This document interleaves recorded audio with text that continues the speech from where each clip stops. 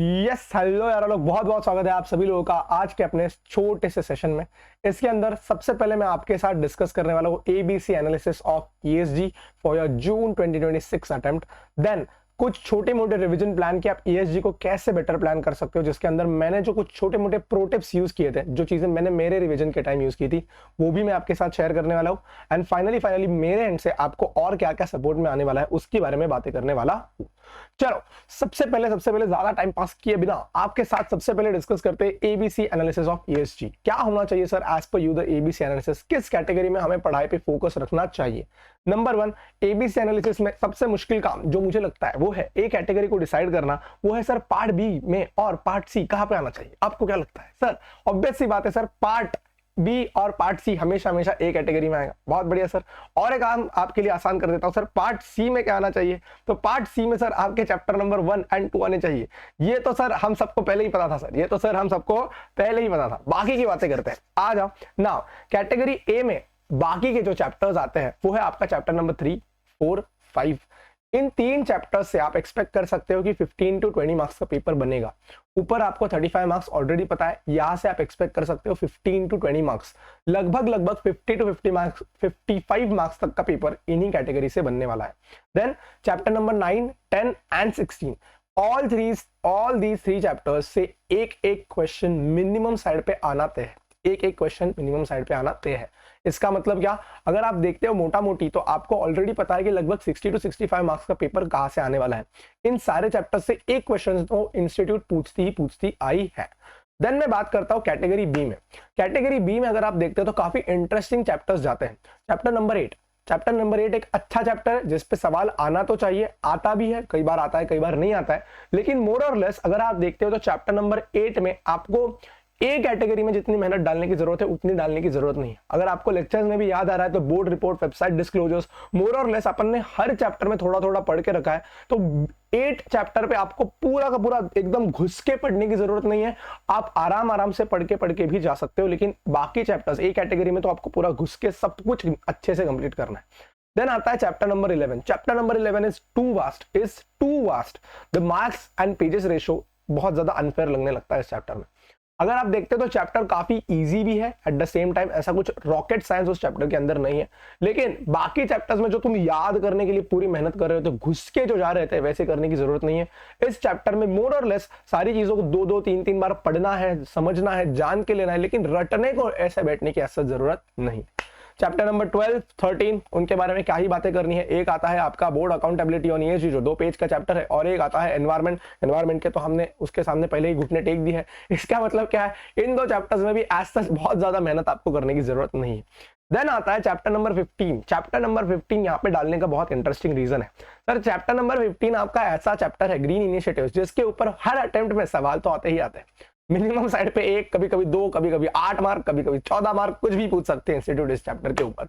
घटिया चैप्टर है to be very honest, लेकिन सवाल तो आते हैं सर। इसको बी कैटेगरी में मैंने इसीलिए डाला है क्योंकि अभी तक सवाल आ रहे हैं, वो तो उसके हिसाब से इस चैप्टर को ए कैटेगरी में डालना चाहिए था, लेकिन मैंने इसको बी कैटेगरी में इसीलिए डाला है क्योंकि आपको इस चैप्टर पे जितनी मेहनत आप ए कैटेगरी में डाल रहे हो प्लीज उतनी मेहनत उस चैप्टर पे मत डालो, ठीक है बेटा। ए कैटेगरी काफी इंपॉर्टेंट है, बी कैटेगरी में उतनी मेहनत इस चैप्टर में डालने की जरूरत नहीं है। जो सारे कंसेप्ट है जिन पे सवाल आ सकता है आपको ऑलरेडी पता है, उनको पढ़ो, रीड करो, एक बार समझ के लो और बस आगे बढ़ जाओ। रटते मत बैठो, वर्ड टू वर्ड रटते मत बैठो। आ गया एग्जाम में थोड़ा मन से लिख लोगे तो भी मार्क्स मिल जाएंगे, ऐसा वाला ये चैप्टर है। इसीलिए उतनी मेहनत मत करो जितना ए कैटेगरी पे करने वाले हो। देन आते हैं हम अपनी सी कैटेगरी में ना। सी कैटेगरी में काफी इंटरेस्टिंग चॉइस ऑफ चैप्टर्स है। चैप्टर नंबर 1 एंड 2 आज तक तो सवाल नहीं आया है, लेकिन आगे भी सवाल नहीं आएगा इसकी कोई गारंटी नहीं है।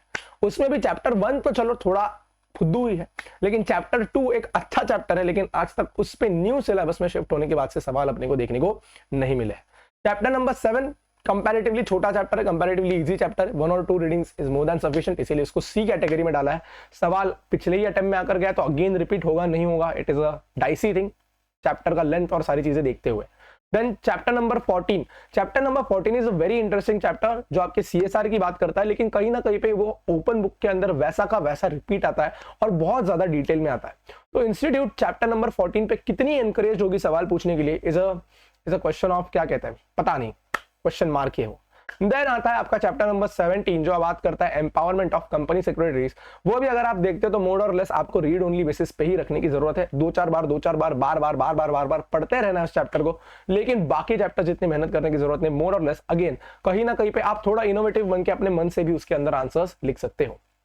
देन फिर बात करते हैं हम, it is just a prediction, पहले हाईलाइट करके दे दिया। अगर गलती से चैप्टर नंबर 1 और 2 पे 10 सवाल देखने को मिल गए एग्जाम में, मेरे पास मेरा गला पकड़ने को मत आना, मैंने पहले ही कह दिया it is just a prediction. जैसा ट्रेंड रहा है, जैसा मैं एनालाइज करता हूं सिलेबस को, उसके हिसाब से मैंने इसको प्रेडिक्ट किया है। देन बात करते हैं रिवीजन प्लान की। सर ईएसजी में क्या होना चाहिए यहां से आगे आने वाला रिवीजन प्लान? जब मैं बात करता हूं रिवीजन प्लान की, तो सबसे पहले मिनिमम 3 रिवीजन यहां से आगे आपको प्लान करने ही करने हैं। ईएसजी से रिलेटेड 3 रिवीजन तो होने ही चाहिए।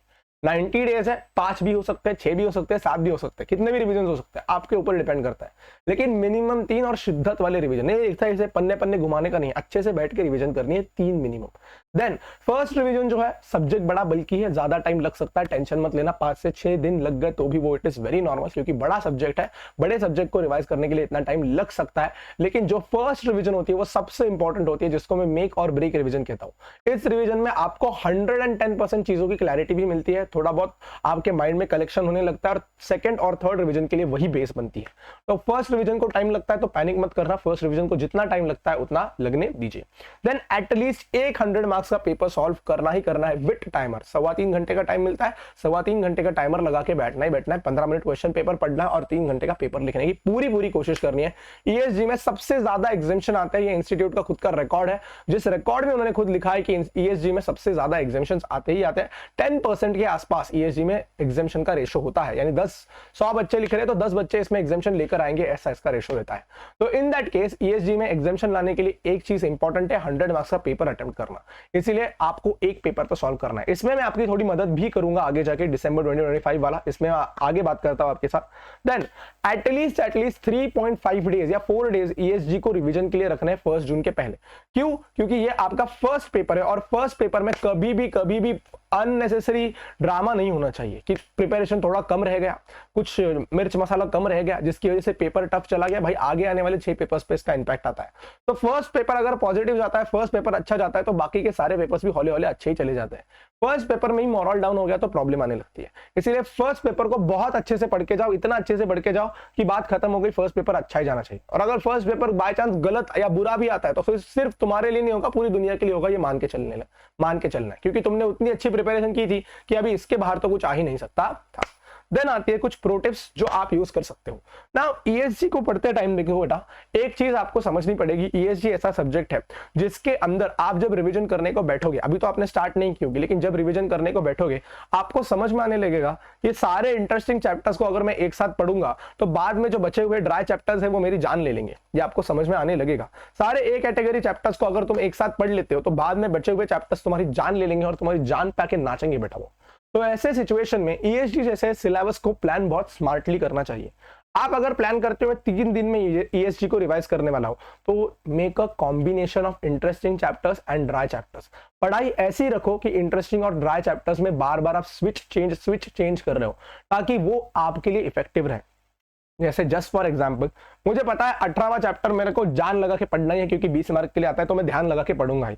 तो 18 चैप्टर के साथ चैप्टर नंबर 1 और 2 को उस दिन रिवीजन पे डाल दो, क्योंकि 18 चैप्टर पे ध्यान रहेगा, 18 चैप्टर में खुश रहोगे और 1, 2 उसी के साथ निकल जाएंगे। समझ में आ रहा है? 18 के साथ अगर 3, 4 डाल दोगे तो वो पहला दिन तो बड़ा अच्छा जाएगा, लेकिन बाद में जब 1 और 2 को लेके बैठोगे अगले रिवीजन के दिन पे, तब तो सारा मूड ऑफ हो जाएगा। तो 18 कर लिया, फिर चैप्टर 1 कर लिया, फिर वापस कोई तो इंटरेस्टिंग कर लिया, मान लीजिए चैप्टर 5 कर लिया, फिर वापस बोरिंग चैप्टर कर लिया, यानी 2 चैप्टर कर लिया। ऐसा एक कॉम्बिनेशन बना के चलो। पढ़ाई करते वक्त सारे ड्राई चैप्टर्स को एक साथ मत रखो, सारे इंटरेस्टिंग चैप्टर्स को एक साथ मत रखो, हैव अ कॉम्बिनेशन। अगर कॉम्बिनेशन बनाए रखोगे तो आपके लिए बेस्ट रहेगा। आप कॉम्बिनेशन खुद के हिसाब से डिसाइड कर सकते हो, क्योंकि मेरे लिए एक चैप्टर इंटरेस्टिंग है तो दूसरे के लिए चैप्टर शायद वो बोरिंग हो, जैसे भी आपको लगता है। लेकिन make sure you are using that combination of studying, और पहले ही प्लान कर लो कि मैं इस कॉम्बिनेशन के साथ जाने वाला हूं, क्योंकि वही आपको हेल्प करने वाला है। देन और एक प्रोटिप जो मैं आपको दूंगा, वो प्रोटिप ऐसी है कि जो भी चैप्टर्स तुम्हें लगते हैं तुम्हारे कमजोर है, जो भी चैप्टर्स तुम्हारे कमजोर है, हर end of the revision, end of the date में तुम्हें समझ में आ चुका होगा कि यार ये चैप्टर मेरा अच्छे से नहीं हुआ है, या फिर ये XYZ चैप्टर जो मैंने एकदम एंड में पढ़ा, इतना ज्यादा कॉन्फिडेंस नहीं मिला मुझे। रिवीजन तो की मैंने, लेकिन कॉन्फिडेंस नहीं बना। अभी जब नेक्स्ट रिवीजन को बैठोगे, फर्स्ट रिवीजन में तुमने फॉलो किया 1 2 3 4 5 6 ये sequence, just for an example 1 2 3 4 5 तक तुमने चैप्टर्स कंप्लीट किए, पहले दिन ये सीक्वेंस रही, तुम्हें समझ में आया 4 और 5 में मेरी एफिशिएंसी मर गई थी, कम हो गई थी, उसको अच्छे से नहीं पढ़ पाया था। तो जब सेकंड टाइम रिवीजन को बैठोगे ना तो सीक्वेंस उल्टा करना है। क्या करना है? उल्टा 5 4 3 2 1 में रिवीजन करनी है, क्योंकि फिर वो जो नीचे वाले चैप्टर्स जो तुम्हारे एफिशिएंसी में मरे थे ना वो अच्छे से हो जाता है।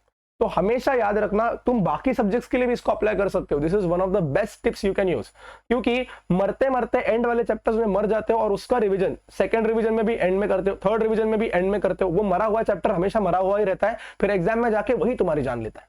इससे अच्छा क्या है, सारे चैप्टर्स पे ध्यान तो दो, भले ही चैप्टर की कैटेगरी कौन से भी हो, लेकिन हर चैप्टर को इक्वल फुटेज तो दो। एक बार के लिए एक बार 1 2 3 4 5 कर लिया ना, तो नेक्स्ट टाइम उसको रिवाइज करोगे, करने को बैठोगे ना, तो 5 4 3 2 में जाना है। और आपकी जो एग्जाम डे की लास्ट 3 to 4 डेज की, उस टाइम पे भी मैं फिर से बताऊंगा ये चीजों को, लेकिन लास्ट 3 to 4 डेज जो आपके एग्जाम के पहले है ना, उसमें भी हमेशा उल्टी सीक्वेंस ही फॉलो करनी होती है, क्योंकि जिन टॉपिक्स में आपको सबसे ज्यादा कॉन्फिडेंस होता है ना, उसमें प्रॉब्लम कभी आता ही नहीं है। प्रॉब्लम वो टॉपिक्स देते हैं जिसमें कॉन्फिडेंस नहीं होता है, तो उस टाइम पे भी यही उल्टी सीक्वेंस के साथ चलना है। ये था आपके लिए कुछ प्रो टिप्स जो आप यूज कर सकते हो। Then support from my side, मेरे साइड से भी क्या क्या सपोर्ट है इसकी भी बात कर लेते हैं। सबसे पहले रिविजन्स मैराथन्स विथ मी, मैं आपके लिए बहुत जल्द रिवीजन और मैराथन का शेड्यूल रिलीज करूंगा। इसके अंदर आप बेफिक्र रह सकते हो, चैप्टर कैटेगरी ए तो पूरा का पूरा कवर करा के दूंगा ही दूंगा मैं। तो चैप्टर ए पूरा का पूरा साथ, सॉरी कैटेगरी ए पूरी की पूरी मेरे साथ तो आपकी होगी ही होगी, उसमें तो कोई डाउट ही नहीं है मुझे।